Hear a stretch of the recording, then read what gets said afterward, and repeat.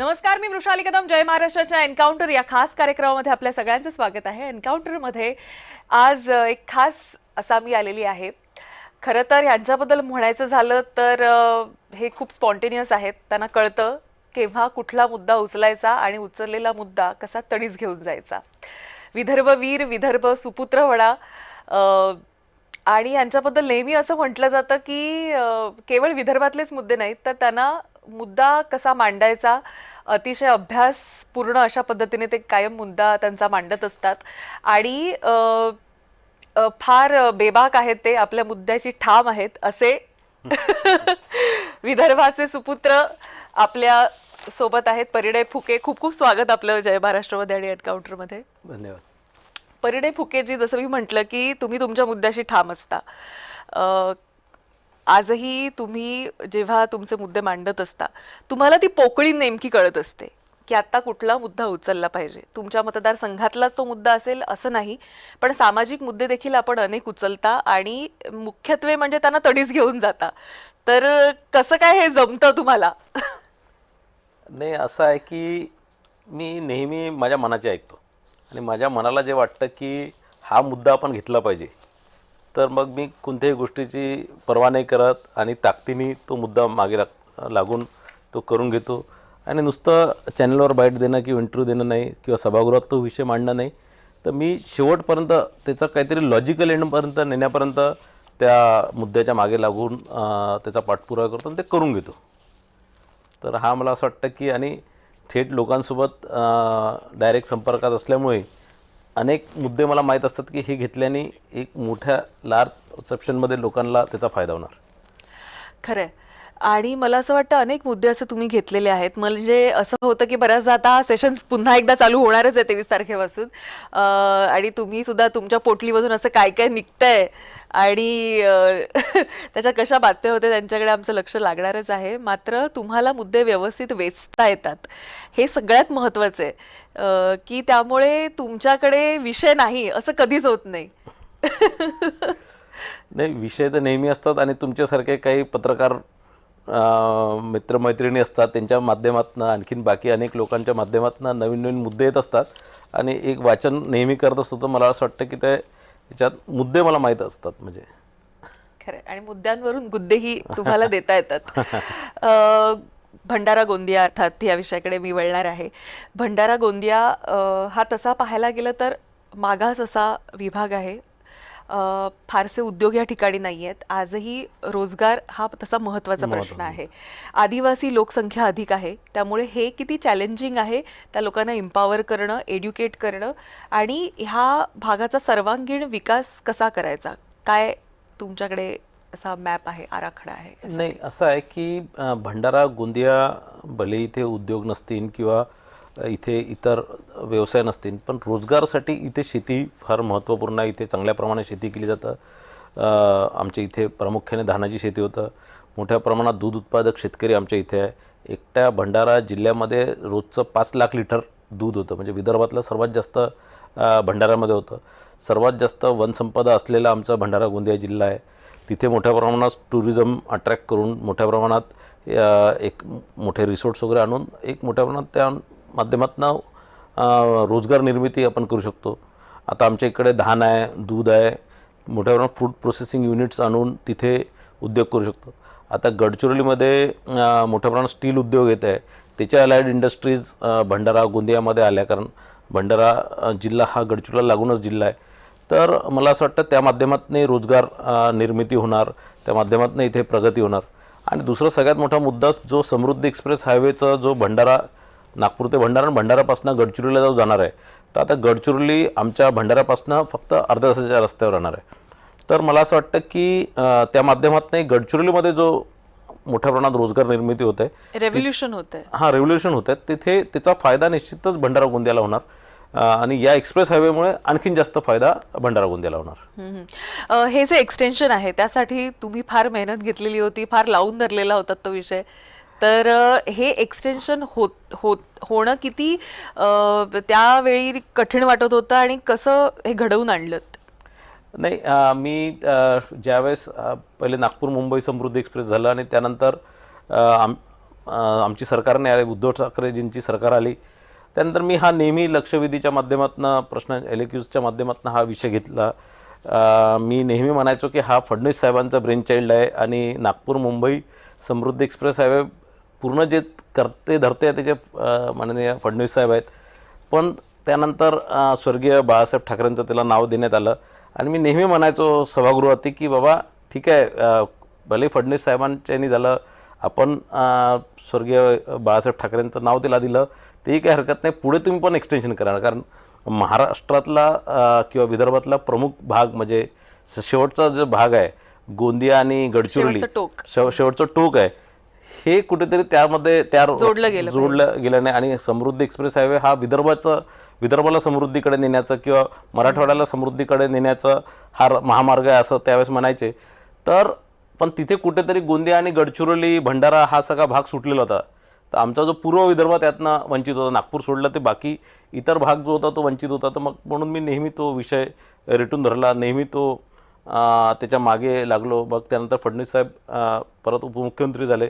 मी त्यांना विनंती केली की हा रस्ता आपण केला पाहिजे आणि त्यांनी निश्चितच त्यांनाही आमच्या या पूर्व विदर्भाच्या आणि गोंदिया, गडचिरोली, चंद्रपूर, भंडाऱ्याच्या विकासासाठी त्यांनाही तितकंच पोटतिडकीने त्यांच्याकडे तो विषय होता, त्यांनाही तितकीच सहानुभूती आमच्या भागाकरता होता आणि म्हणून त्यांनी तो रस्ता नागपूरपासून भंडारा आणि भंडारापासून मग गडचिरोली आणि गोंदियाकडे नेण्याचं त्यांनी ठरवलं आणि ती घोषणाही झाली.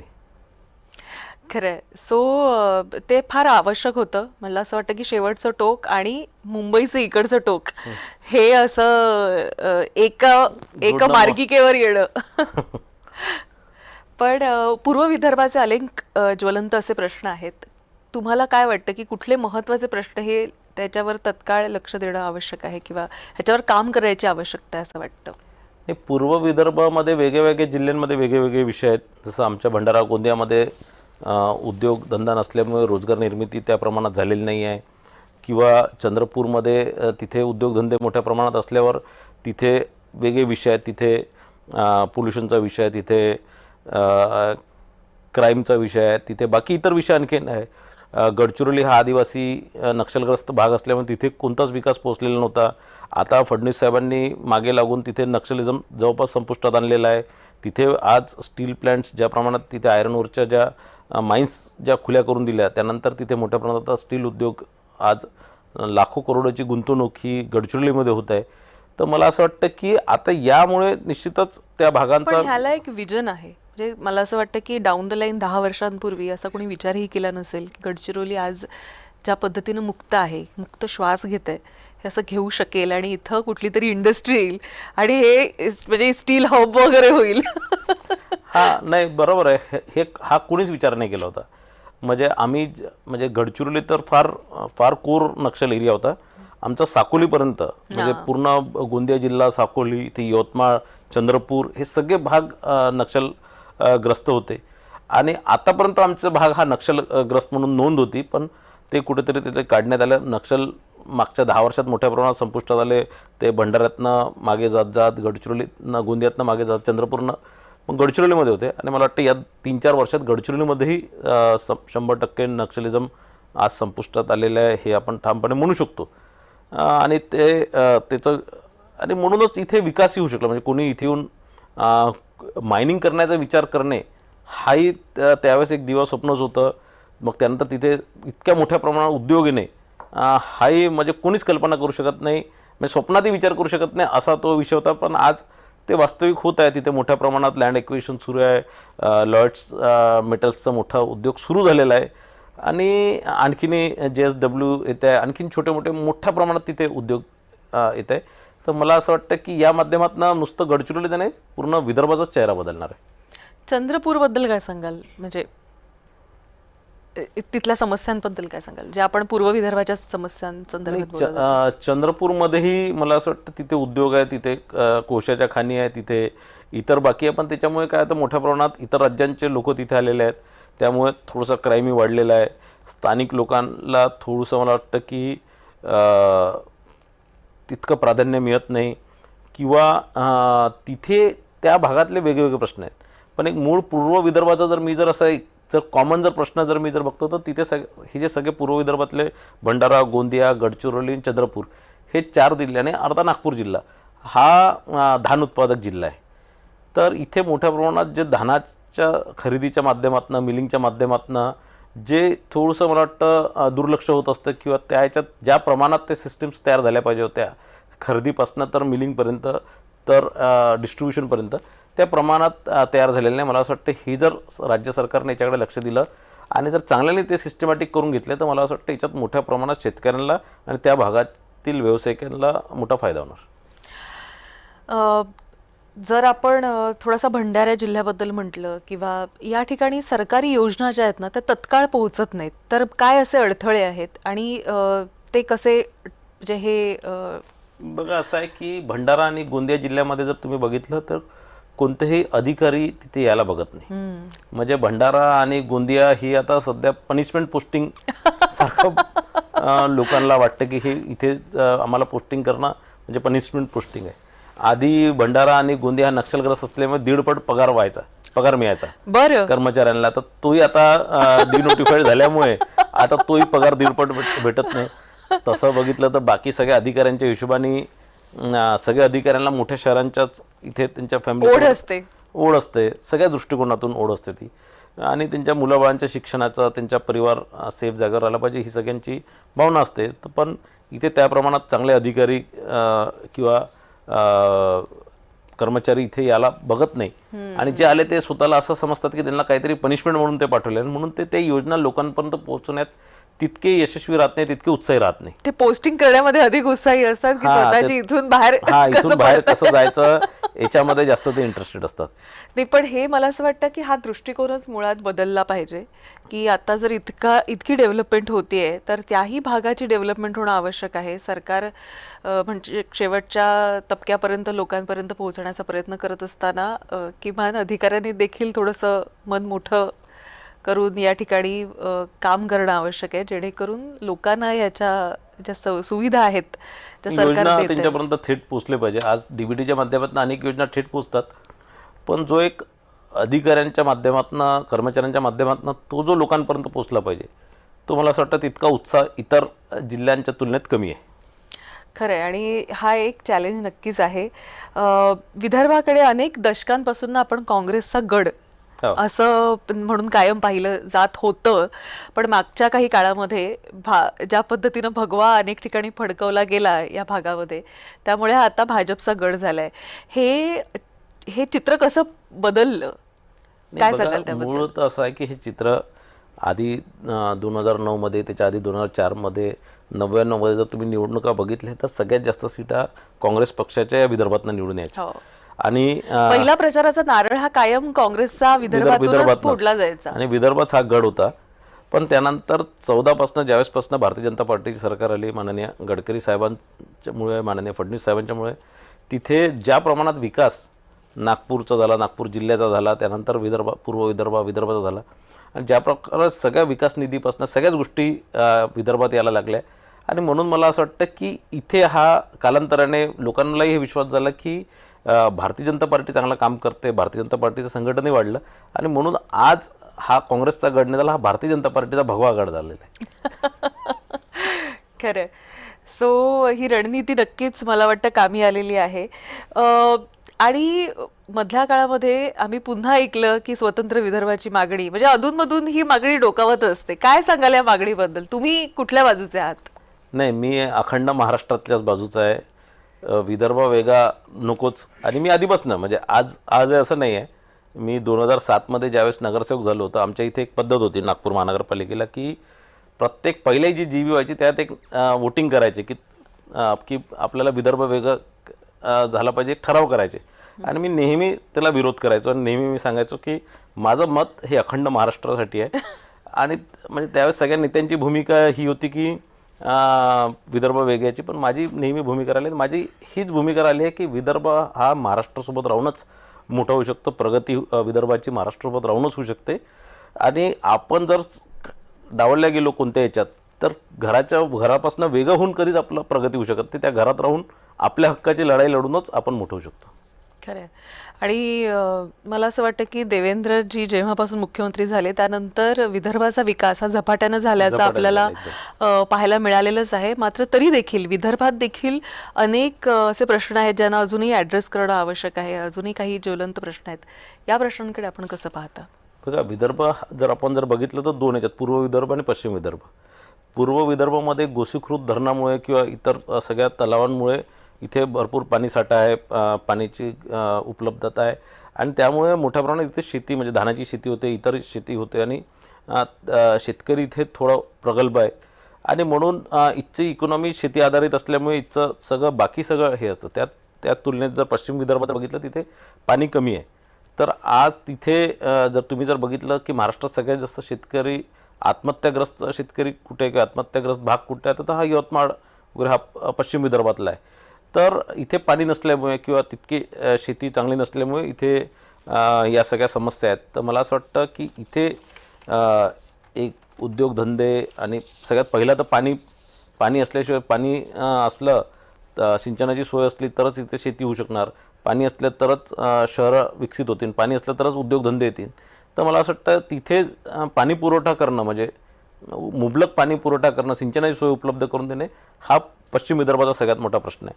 आणि पूर्व विदर्भाचं आता कारण गडचिरोली मला वाटतं ते आता ॲड्रेस झालेला आहे आणि हाही जो पश्चिम विदर्भाचा जो विषय तो आता नळगंगा वेणगंगा जो माननीय फडणवीस साहेबांनी इतका मोठा प्रोजेक्ट मंजूर करून आणला तर मला वाटतं तेही कालांतराने पुढच्या 4-5 वर्षात ज्यावेळेस हा प्रकल्प पूर्ण होणार तर पश्चिम विदर्भाचे तो प्रश्न सोडवला गेला असणार. आणि पूर्व विदर्भामध्येही जो उद्योगधंदा म्हणजे कोणते मोठे उद्योग नाही आहे ते आता गडचिरोलीमध्ये ज्या प्रमाणात इन्व्हेस्टमेंट्स येऊन राहिले, ज्या प्रमाणात उद्योगधंदे येऊन राहिले तर मला असं वाटतं की पुढच्या 5-7 वर्षात इथेही रोजगाराचा जो प्रश्न आहे तो नाही राहणार. आपण समृद्धीमुळे पाहिलं की विदर्भामध्ये कायापालट हा झालेला आहे, होत आहे, अजूनही होईल काही दिवसांमध्ये आणि आता तर शेवटच्या टोकापर्यंत देखील समृद्धी जोडला जातोय. या दरम्यान नागपूर गोवा शक्तीपीठ महामार्ग जो होतोय ह्याचा नेमका विदर्भाला फायदा कसा होईल असं वाटतं? बघा, असं आहे की पुणा किंवा पश्चिम महाराष्ट्र का विकसित झालं तर ते मुंबईला जोडल्यापासून मुंबई पुणा एक्सप्रेस हायवे झाल्यापासूनच पुण्याची खरं प्रगती झाली, पश्चिम महाराष्ट्राची खरी प्रगती झाली कंपॅरेटिव्हली त्या हिशोबाने, म्हणजे त्यांची प्रगतीची स्पीड वाढली आता. आणि म्हणून कुठेतरी त्या प्रगतीला बघूनच विदर्भ थोडा मागासलेला वाटत होता. आता तेच विदर्भ मराठवाड्यासोबत समृद्धी एक्सप्रेस मुंबईला जोडण्यात आलेला आहे. देशाची आणि एशिया खंडातली आर्थिक राजधानी आता विदर्भ आणि मराठवाड्यासोबत जोडलेली आहे. आता नुकतंच शेवटच्या टोकासोबत गडचिरोली गोंदियासोबतही ती जोडण्यात आलेली आहे. आणि म्हणून इथला जो सगळा जो आज आमच्या जे शेतकऱ्यांचा जो माल आहे, आमच्या इथचा जो दूध आहे, आमच्या इथचं जे बाकी फळं आहेत हे आम्ही मुंबईच्या बाजारपेठेत विकू शकतो. शेतकऱ्यांचं कुठेतरी मालाला भाव या माध्यमातून मिळणार. आमचा माल आज सकाळी निघून एक 7 तासात मुंबईच्या बाजारपेठेत पोहोचू शकतो, 7-8 तासात मुंबईच्या बाजारपेठेत पोहोचू शकतो. ती या सगळ्या गोष्टीमुळे निश्चितच आता विदर्भाचा विकास, विदर्भ मराठवाड्याचा विकास होणार. आता परत विदर्भाला म्हणजे नागपूरला परत गोव्यासोबत जोडणं, गोवाही हा मला वाटतं पर्यटनाच्या दृष्टिकोनातून देशाची राजधानीच आहे. हो, ज्या प्रमाणात देशविदेशातनं पर्यटक तिथे येत असतात तर तेही पर्यटनाच्या दृष्टिकोनातून देशाची राजधानी असल्यामुळे, टुरिझम कॅपिटल असल्यामुळे ते परत नागपूरसोबत जोडल्यानंतर तिथनं मोठ्या प्रमाणात लोकांचं येणं जाणं होणार. तिथे जो पोर्ट असल्यामुळे तिथनं विदेशातनं आलेले जे माल आहेत किंवा आपला माल विदेशात पाठवण्याचं एक रस्ता सुकर होणार. तर मला असं वाटतं की हे दोन्ही जे रस्ते आहेत नागपूर मुंबई किंवा नागपूर गोवा, तर हे खरं म्हटलं तर त्या विदर्भाचा आणि मराठवाड्याचा कायापालट करण्याचेच मार्ग आहेत. या माध्यमातूनच या भागामध्ये प्रगती येणार आहे. या रस्त्यांमुळेच इथे सगळं ते उन्नती होणार आहे. हा विकासाचा भाग झाला. आता आपण थोडंसं विदर्भातल्या राजकारणाकडे वळूया. आत्ताच निवडणुका संपलेल्या आहेत.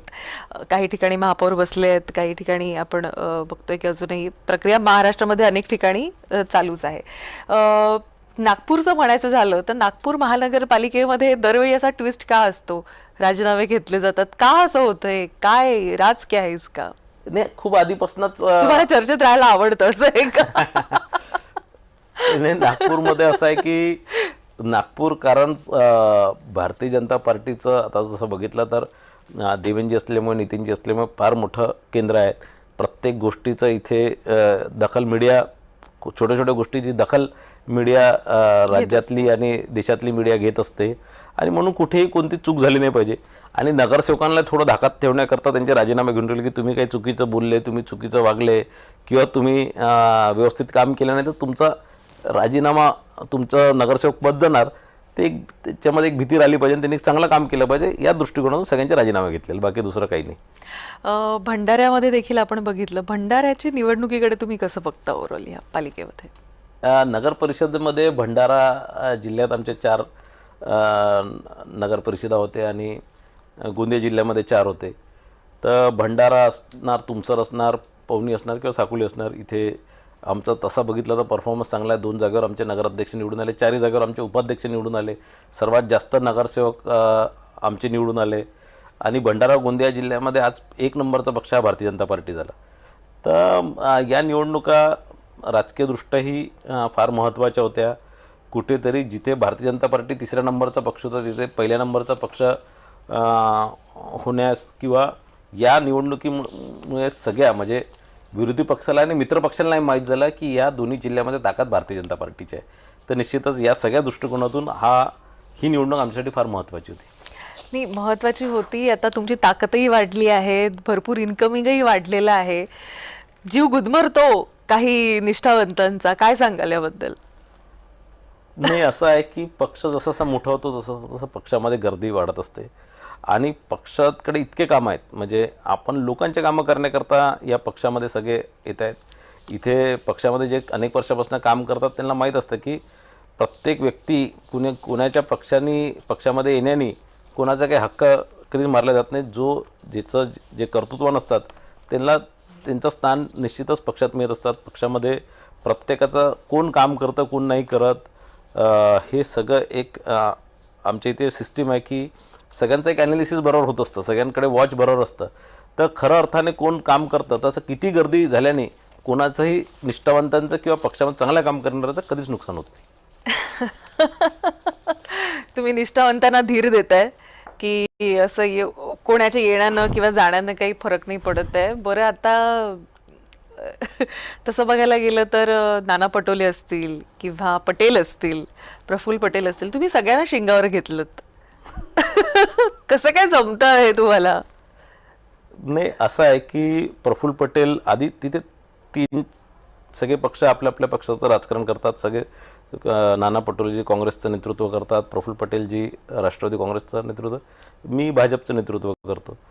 तर आपलं पक्ष वाढवण्याकरता तुम्हाला सगळ्यांना आपल्या अंगावर घ्यास लागणार. आणि कधी काळी तुम्ही आणि पटोले म्हणजे तुमच्या मैत्रीच्या कथा असायच्या आणि आता नाही, नाना पटोलेजी आमच्या पक्षातले जे खासदार होते, माझे नेते होते त्यावेळेस ते.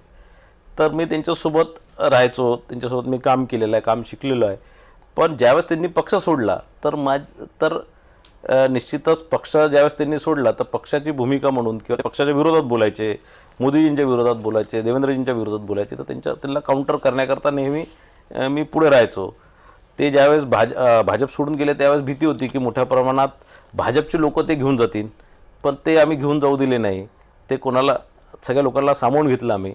आणि एक निश्चितच तुम्ही राजकीय क्षेत्रात काम करत असताना आपल्या आपल्या पक्षाची ताकद वाढवत असताना एका दुसऱ्या पक्षाच्या नेत्यांसोबत तुमचं काही ना काही टसल येणार, तर त्या ह्याच्यात तुम्हाला तसं वागायला लागतं किंवा तसं ते होतं. पटेलांनाही देखील तुम्ही घेतलेलं आहे. आता पटेल पॉवरफुल झालेत. कसं आता हे युद्ध पुढे जाणार? नाही, युद्ध म्हणून नाही आहे, ते दुसऱ्या पक्षात होते, त्यांचं ते राष्ट्रवादी होतं. आता राष्ट्रवादीने आम्ही युतीमध्ये सोबत आहे, NDAमध्ये असल्यामुळे तर आता तो काही वादाचा आता मुद्दा राहिला नाही. पण आधी ते दुसऱ्या पक्षात होते तर निश्चित वाद होताच. पण आपल्या आपल्या पक्षाचं काम आपल्या आपल्या स्तरावर आम्ही आणि जिथे निवडणुका सोबत लढतो तिथे सोबत लढतो. 29ची निवडणूक लोकसभेची कोण लढणार भंडाराची? आता हे तर भविष्यवाणी मला नाही करता येणार, तो पक्ष ठरवणार. पण मला 100% इतकं सांगतो की भारतीय जनता पार्टीच तिथे लढणार.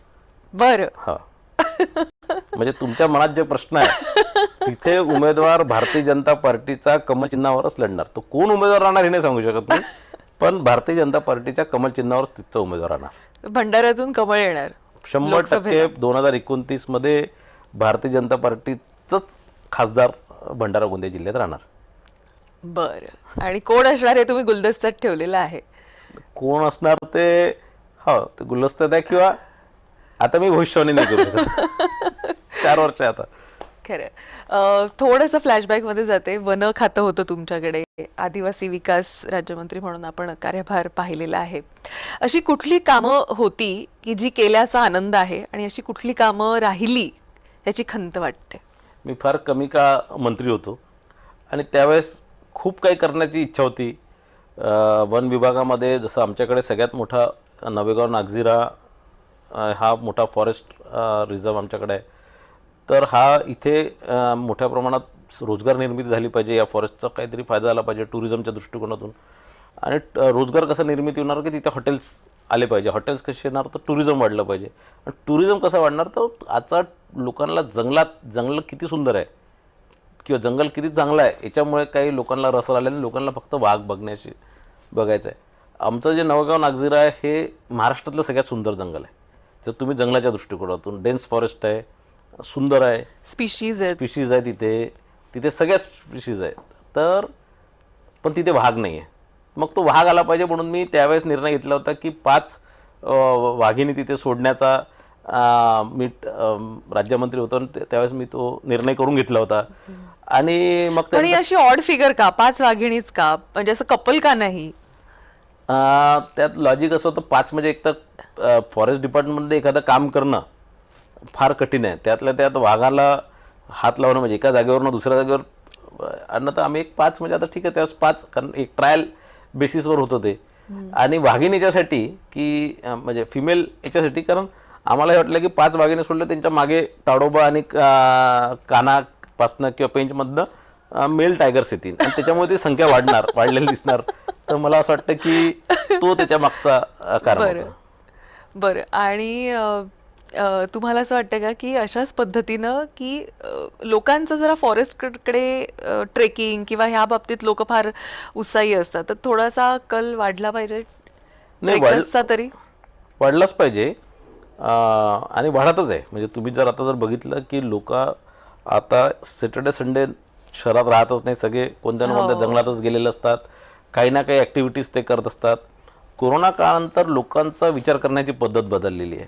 आता लोक नुसतंच काम हे नाही बघत, आता ते जीवन जगण्याकडे लोकांचं एक कल वाढलेला आहे. लोक आता पार्टी करतात, लोक आता ट्रेकिंग करतात, लोक आता ॲडव्हेंचर स्पोर्ट्समध्ये सायकलिंग करतात, एक्सरसाइज करतात आणि फॅमिलीसोबत वेळ घालण्याचा, जंगलात जाण्याचा आणि स्वतःला एक एक्सप्लोर करण्याचा लोक प्रयत्न करत असतात. तर मला असं वाटतं जंगल हा सगळ्यात चांगली जागा आहे शांततेत आपल्या परिवारासोबत किंवा एकांतात वेळ काढण्याचा, हा सगळ्यात चांगला आणि रिज्युनेट स्वतःला करण्याचा.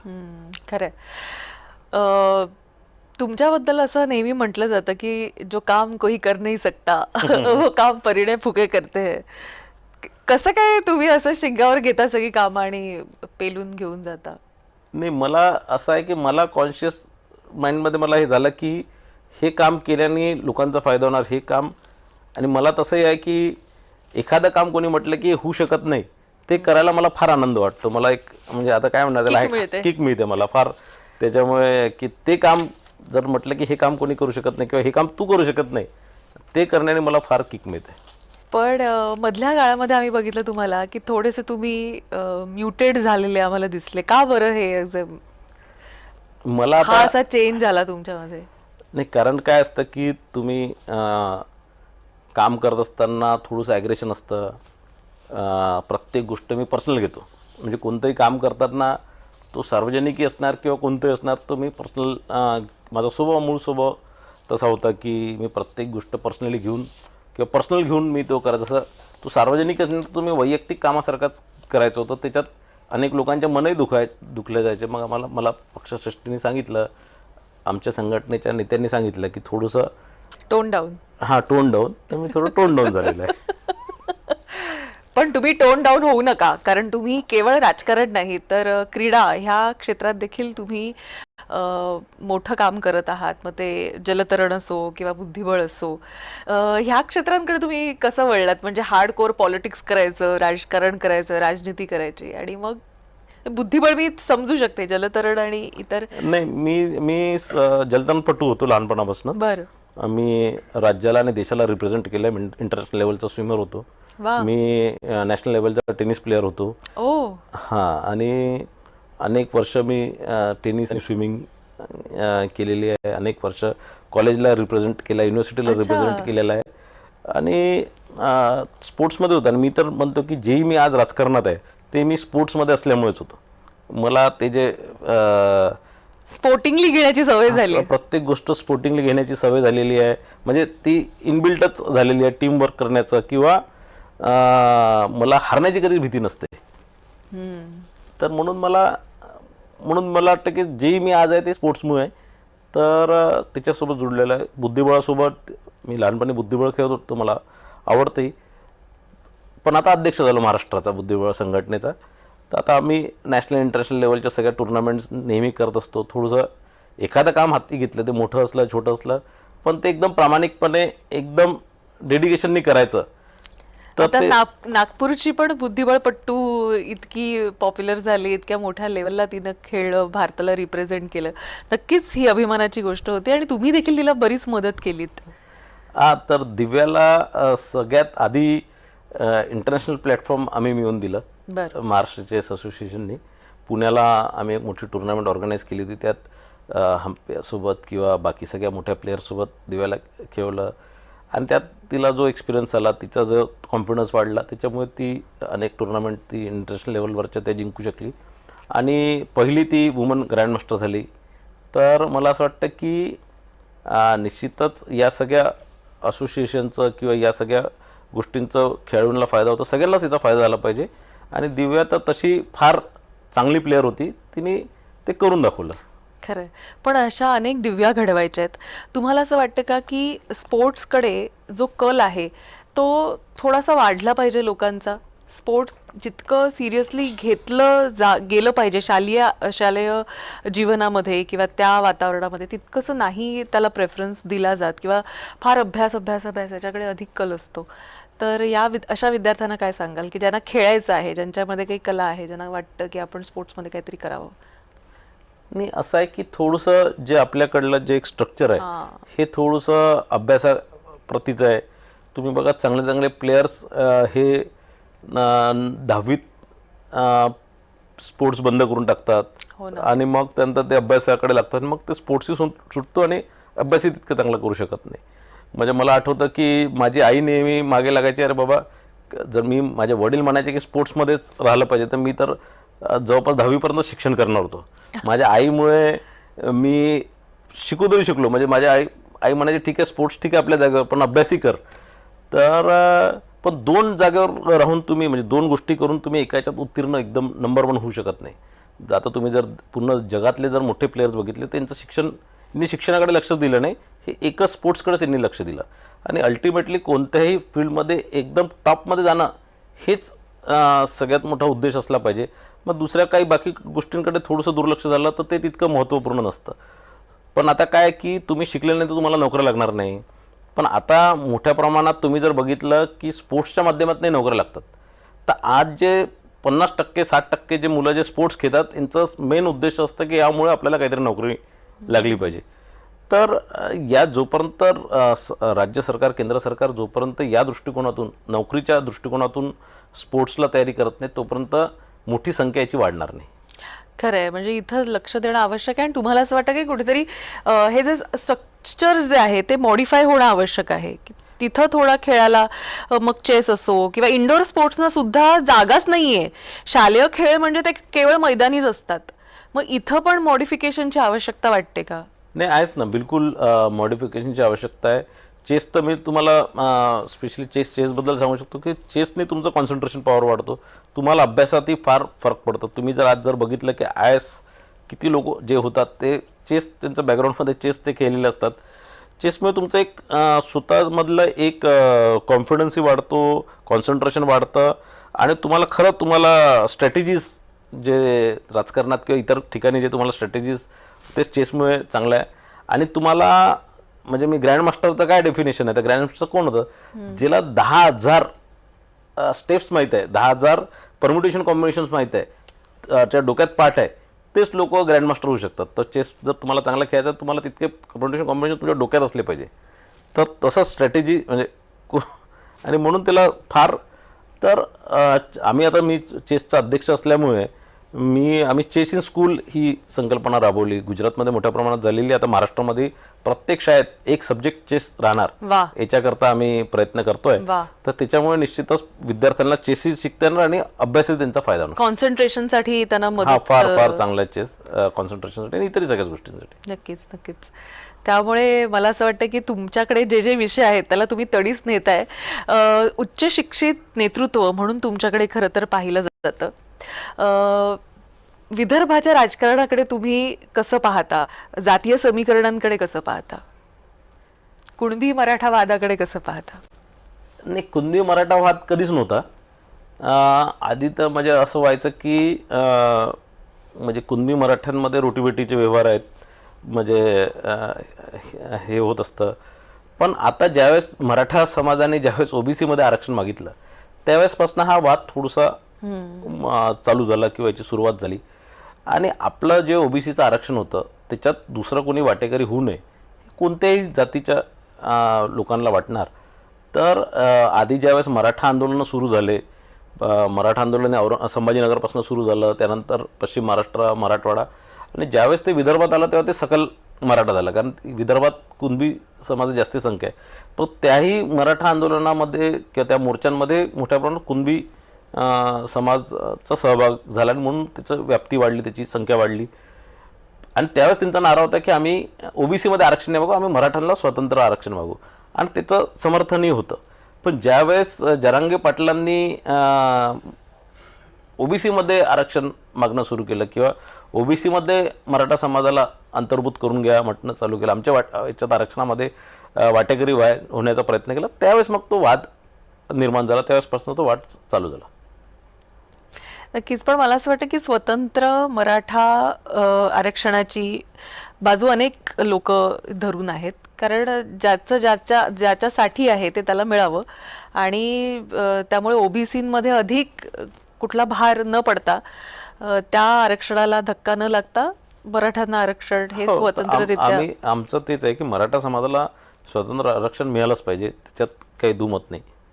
मराठा समाज ही आज राजकीयदृष्ट्या, शैक्षणिकदृष्ट्या, नोकऱ्यांच्या दृष्ट्यातून ते तितकं प्रगल्भाने मागासलेलं आहे, त्यांना निश्चितच मिळालं पाहिजे. पण ओबीसीमध्ये 356 जातीमध्ये 357वी जात ॲड न होता मराठाला वेगळे आरक्षण मिळालं पाहिजे, ओबीसीला वेगळं आपलं आरक्षण राहिलं पाहिजे.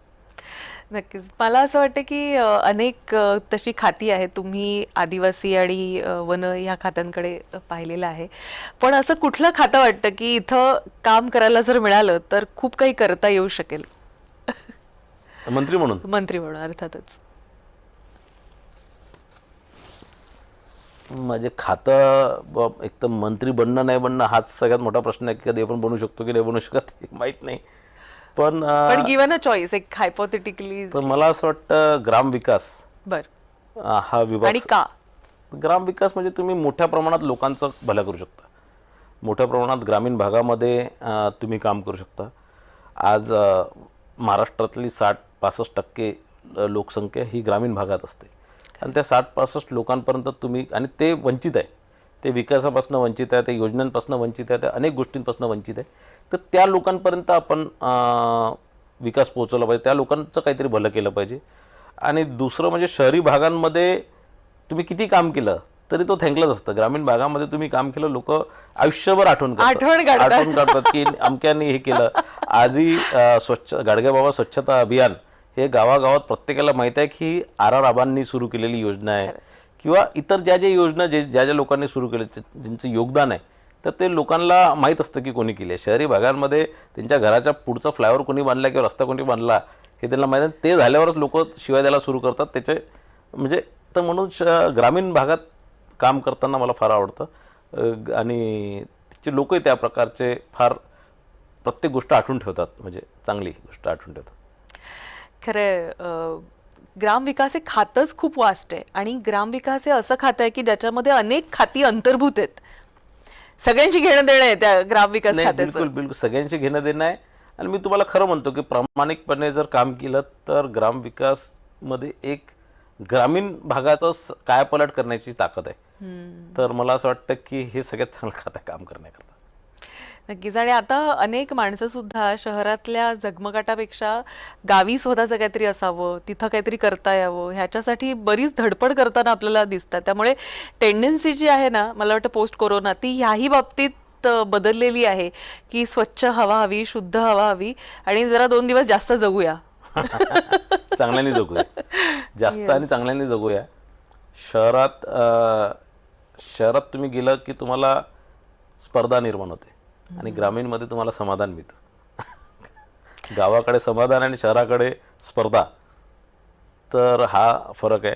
तर म्हणून ज्या दिवशी तुम्हाला समाधान हवा असतो, पण तुम्हाला शांतता हवी असते, त्यावेळेस तुम्ही ग्रामीणकडे जाता. पण तुम्ही ज्या पक्षात आहात त्या पक्षात पण बरीच स्पर्धा आहे. त्या स्पर्धेबद्दल काय सांगाल? इतकी आता लोक आलेली आहेत, स्पर्धा वाढलेली आहे, कसं बघता याकडे? नाही, किती लोक आली किंवा किती गर्दी झाली तरी जो कर्तृत्वान असतो, जो काम करतो, जो लोकांना उपलब्ध असतो, तर मला असं वाटतं आज न उद्या त्याला निश्चितच न्याय मिळतो. आणि माझं नेहमी म्हणणं आहे की तुम्ही जर राजकारणात आहे तर बाबा मी आमदार झालोच पाहिजे किंवा मी मंत्री झालोच पाहिजे किंवा मी नगरसेवक झालोच पाहिजे, हा दृष्टिकोन नसून आपण लोकांचं काम करत राहिलो पाहिजे. अल्टिमेट राजकीय क्षेत्रामध्ये काम करत असताना तुमच्यासोबत किती लोक आहेत, तुम्ही किती लोकांचं चांगलं करू शकले, हा जास्त समाधानकारक विषय असतो.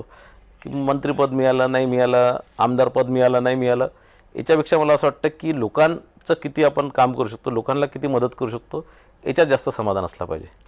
तुम्ही देवेंद्र फडणवीस यांचे देखील निकटवर्तीय म्हणून जाणले जाता, तर त्याचा फायदा होतो की नुकसान होतं?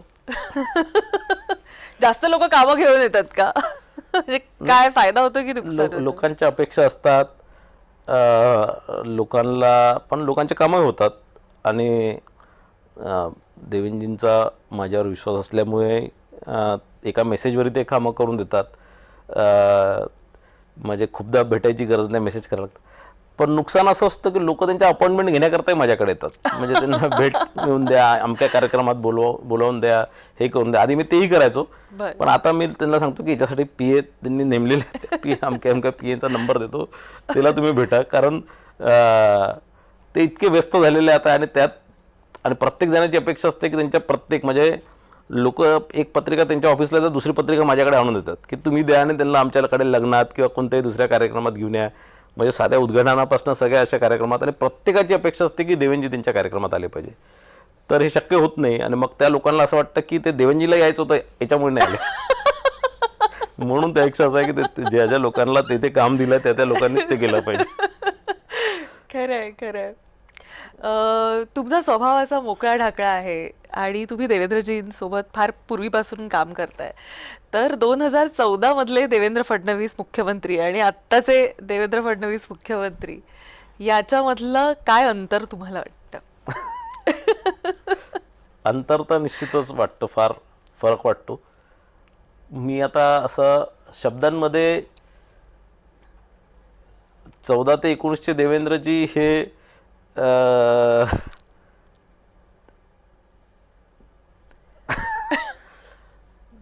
ते मला असं वाटतं त्यावेळेस नौके होते.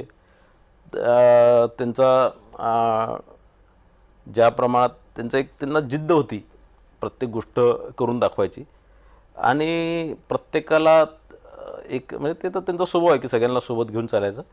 पण दोघांमध्ये तसा फार मोठा फरक आहे. म्हणजे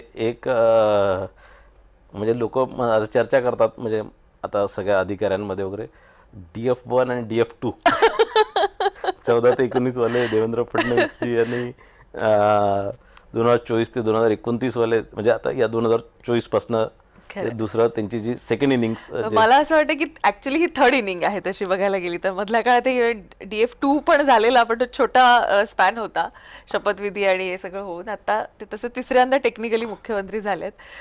पण स्पॅन म्हणायचा घेतला तर मोठा स्पॅन हा त्यानंतरचा दुसरा आता. नाही, मी तुम्हाला सांगतो DF1 म्हणजे समजा 14 ते 19 वाले, DF2 म्हणजे विरोधी पक्ष नेता म्हणून, DF3 म्हणजे उपमुख्यमंत्री आणि DF4 म्हणजे आताचे देवेंद्रजी. तर मला असं वाटतं एक फार मोठा. आणि त्यांनी निश्चितच मागचे जे 5 वर्ष आहे 2019 ते 2024 हा मला असं वाटतं की फार त्यांना सोसलं पाहिलं फार आणि त्यांनी प्रगल्भ ते झाले. आणि त्यांचा एक असतं ना की तुम्हाला चांगल्या वाईट म्हणजे अनेक गोष्टीचा अनुभव आला ना की खरं अनेक जवळचे लोक दूर गेले, अनेक दूरचे लोक जवळ आले.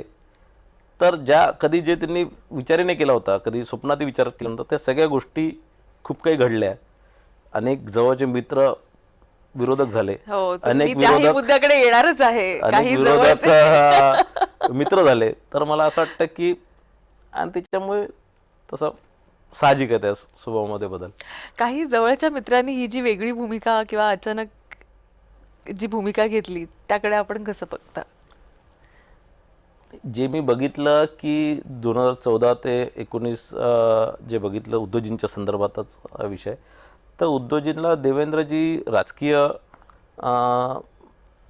कोणी आपल्या युतीमधले किंवा असं पेक्षा एक जवळचा मित्र म्हणून त्यांना समजायचे. माझ्या कधी ऐकण्यातलं नाही की 2014 ते 19 ते CM असताना उद्धवजींनी एखादं त्यांना काम सांगितलं असणार किंवा उद्धवजींचं कुठे मानसन्मान कमी होणार असं एकही कृत्य त्यांनी कधीच केलं नाही किंवा विचारही केला नाही. पण आणि इतकी चांगली मैत्री, आता मला ते सांगतात की उद्धवजींकडे जायचे, मग रश्मित वहिनी त्यांना वाढायच्या किंवा ते जे एक आपुलकीच्या ज्या भावना होत्या, पारिवारिक त्यांचे संबंध होते, राजकीय संबंधापेक्षा च्या पलीकडे ते संबंध होते, पारिवारिक संबंध होते, मैत्रीचे संबंध होते. ते कुठेतरी मुख्यमंत्रीच्या पदाच्या लालसेपोटी उद्धवजींनी जे त्यांना बॅकस्टॅपिंग केलं आपण म्हणणार की पाठीत खंजर घोपलं, तर तेही मला असं वाटतं त्यांना ते सहन झालं नाही. एखाद्या दुसऱ्या व्यक्तीमुळे त्यांचं मुख्यमंत्रीपद गेलं असतं किंवा एखाद्या दुसऱ्या व्यक्तीने केलं असतं, मला असं वाटतं त्यांना इतकं दुःख झालं नसतं जितकं उद्धवजींनी ते केल्यामुळे. आणि आपण म्हणतो ना की कर्म जे असतात ते इथेच आपल्याला फळ भोगा लागतात. तर उद्धवजींनी जे देवेंद्रजींसोबत केलं त्याचे फळ त्यांना आता भोगा लागून राहिले, ते दिसतात आपल्याला. खरंय खरंय. सो तुमचा हा जो प्रवास आहे, मला असं वाटतं की विदर्भामध्ये आमूलाग्र बदल करण्याचा, त्याच्यासाठी म्हणून थोडी जी धडपड तुमची असते, कायम वेगवेगळे प्रश्न तुम्ही विदर्भाचे उपस्थित करत असता, याही अधिवेशनासाठी तुम्ही शस्त्रसज्ज केली असतील याबद्दल माझ्या मनात काही शंका नाही आहे. तर असेच तुम्ही मुद्दे उचलत राहा, आम्हालाही नवीन नवीन मुद्दे आणि बातम्या देत राहा. आणि त्याच पद्धतीनं जसं आम्ही म्हटलं आता की ग्रामविकास खातं असो किंवा ही जी काही खाती आहेत, ही खूप बदल घडवण्याचं पोटेन्शियल या खात्यांमध्ये आहे. अनेक खाती याला इंटरलिंक्ड आहेत, त्यामुळे एकमेव हे खातं असं काम करू शकत नाही. अनेक खात्यांची मदत आहे, जोडणी आहे आणि त्यातूनच विकास आहे. तर अशा पद्धतीनं तुम्हालाही योग्य ती जागा मिळावी. बरं, आता ही तुम्ही आता काम करतच आहात, आम्हीही म्हणतोय की लवकरच काही खाते बदल होत आहेत, अनेक गोष्टी घडतायत. तर तुम्हाला पुढच्या वाटचालीसाठी अनेक शुभेच्छा. 2029ची लोकसभा कोण लढणार यावर तुम्ही गुलदस्त्यात ठेवलेलं आहे, मात्र भाजपच लढणार असं ठामपणे म्हटलेलं आहे. भाजप जिंकणार असं तुम्ही म्हणताय. तर नेमका माणूस कोण असणार याकडे देखील आमचं लक्ष आहे. आज तुम्ही एन्काउंटर मध्ये आलात आणि आमच्याशी गप्पा मारल्यात, त्याबद्दल आपले अनेक धन्यवाद. पुढच्या वाटचालीसाठी तुम्हाला अनेक शुभेच्छा. धन्यवाद. एन्काउंटर मध्ये आता वेळ झालेली इथेच थांबायची, पण तुम्ही कुठेही जाऊ नका. पाहत राहा फक्त जय महाराष्ट्र.